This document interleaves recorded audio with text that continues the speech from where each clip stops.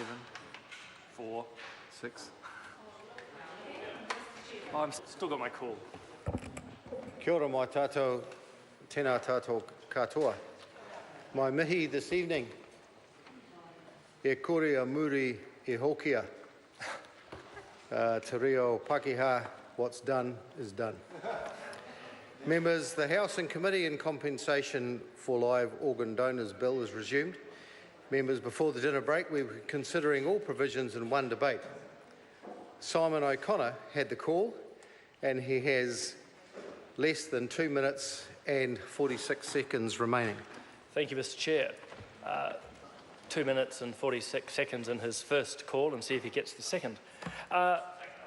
Serendipitously, I've just actually come from a function with the Lung Foundation. I've been talking to some of the medical staff who actually are taking me through some colleagues who at this very moment are actually doing a lung transplant at the moment, and I think that's actually quite, well, as I say, serendipitous to this topic.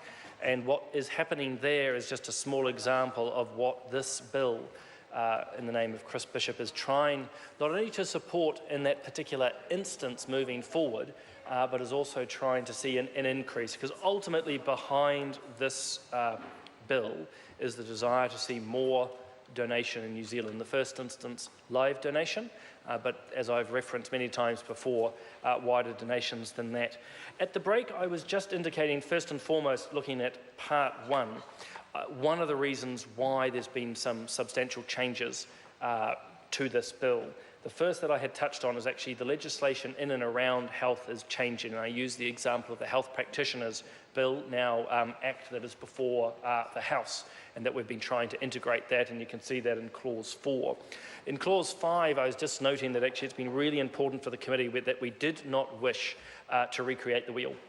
And so you'll see in the likes of Clause 5 in Part 1 that we've tied the notion of earnings to what's in the Accident Compensation Act of 2001. And if I get an opportunity later to take a call, I'll actually expand on how we've dealt with the whole ACC question, because for those who have been listening to earlier debates, it was one of the little conundrums that we faced in the committee of how do we provide entitlement to people who are on ACC, but in giving them entitlement through this bill, that they do not subsequently lose their ACC entitlement, and that's in later parts. So it's been important, particularly in Part 1, to link things back to existing acts to keep it relatively simple. We then move into the area of Part 2. This is primarily around earnings, and members will know that when we started this process, it was around a remuneration of about 80%. And it didn't take long, with not only the encouragement of the member, but through work of the Select Committee, that we thought we'd move to something like 100%.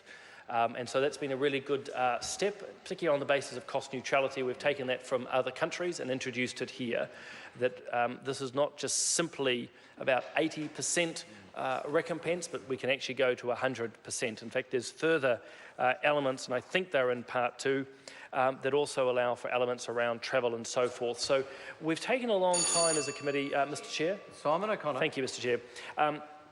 We've taken a long time as a committee to delve through that. As people might anticipate, there's a number of complexities in this.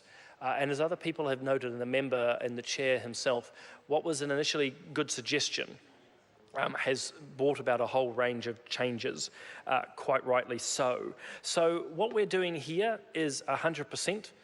We've made sure that there are transitional arrangements in particular around this, and I want to tease both those elements out. So I said 100% recompense. That's really important.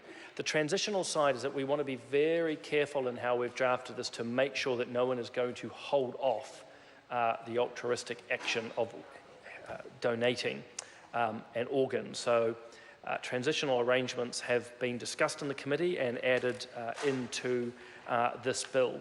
I won't go at this point through all the complexities of that. We did look around how and who rather should be donating. We've discussed, and you'll see articulated in Clause 9 in Part 2, around who qualifies for a donation.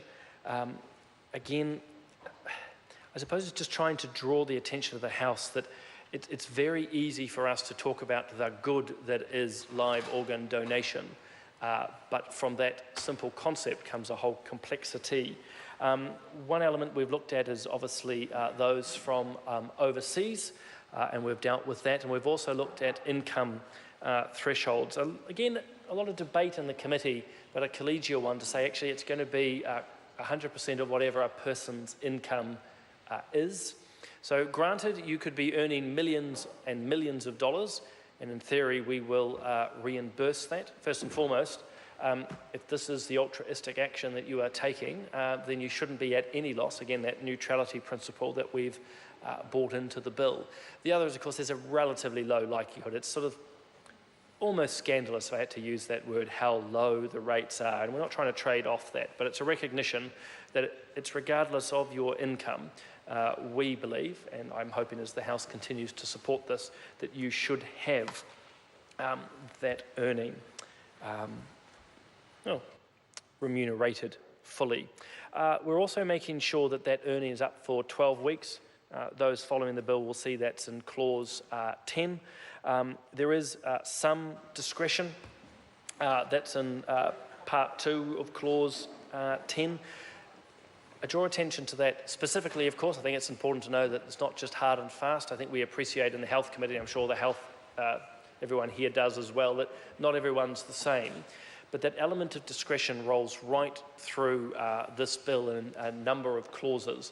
And in order to sort of wrap up, because I can see other colleagues are keen to take a call, discretion's been operated by the Ministry of Social Development. And again, depending if we get the opportunity to take further calls, we've made the decision in this bill to put this under the Ministry of Health. I apologise. It's gone to the Ministry of Health, not the Ministry of Social Development. We've taken it from MSD and put it into the Ministry of Health. And again, a high degree of discretion to the Director General in this space. So I'm just going to leave my initial thoughts there and looking forward to other contributions from the House.